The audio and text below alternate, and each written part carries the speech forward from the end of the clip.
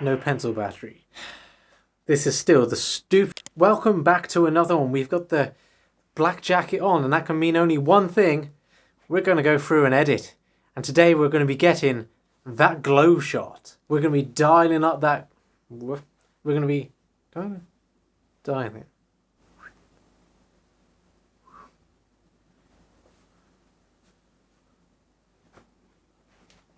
Which way? Mirror image. And today's no different. We're going to be turning up that glow dial on your sunsets as we get that perfect sunset glow shot. First up, we're going to be making sure that we got the right photos for the job. Sunset glows look perfect when you've got a slightly silhouetted foreground and just a booming blast of feel in the sky.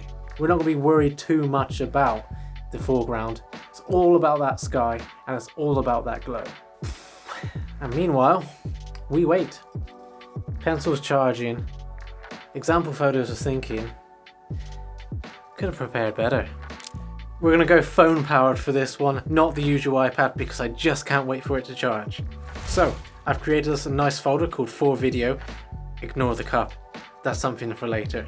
Let's go for the one from Perranporth Beach to start with. That one's got some nice colour already in the sky. So all we're going to do is just push that up to the max. There's some really simple steps to it. First of all, we're going to increase the brightness in the sky. We're going to give it a little bit of haze so it's not looking so clear, defined and contrasty. And then we're going to make sure it's got that nice orange glow to it. So, straight in to the light panel. I'm going to crank the exposure a little bit, and it's going to be the highlights and the whites. That's where we're going to be finessing the most.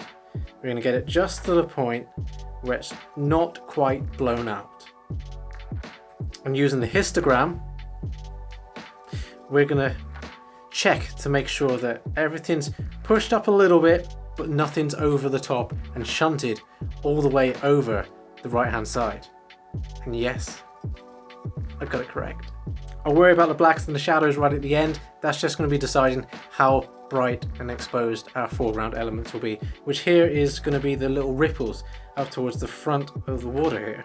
Next up, I'm going to go into the color section. And I'm going to be mostly concerned with going into the color mix, and I'm going to be looking at the orange and yellow channels. What I like to do is give a little bit of a wiggle on that luminance slider, like that, and that's going to show me what area is going to be affected. I'm going to leave oranges around there.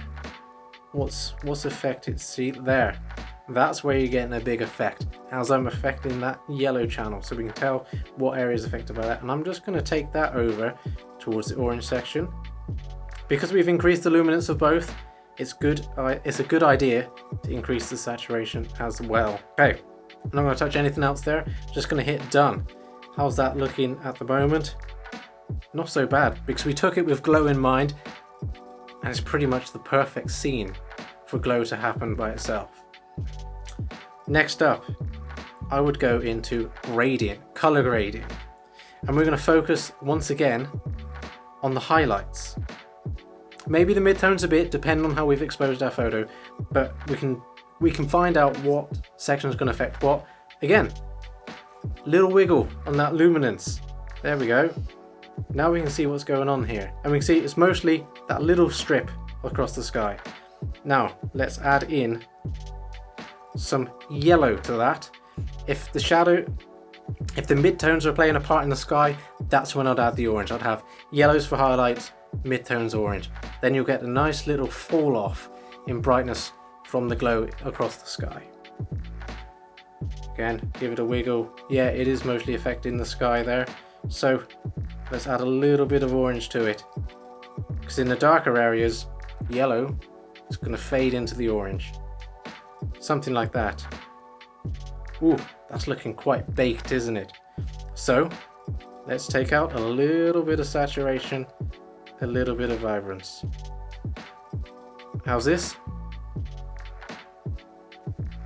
Not looking so bad already. There's one last trick that I always try and use. That's in the effects panel. And what are we going to look at? We're going to look at that dehaze. Because adding a little bit of haze to the sky is just going to smooth it up. It's just going to make it look a little bit more poof, a little bit more glowy.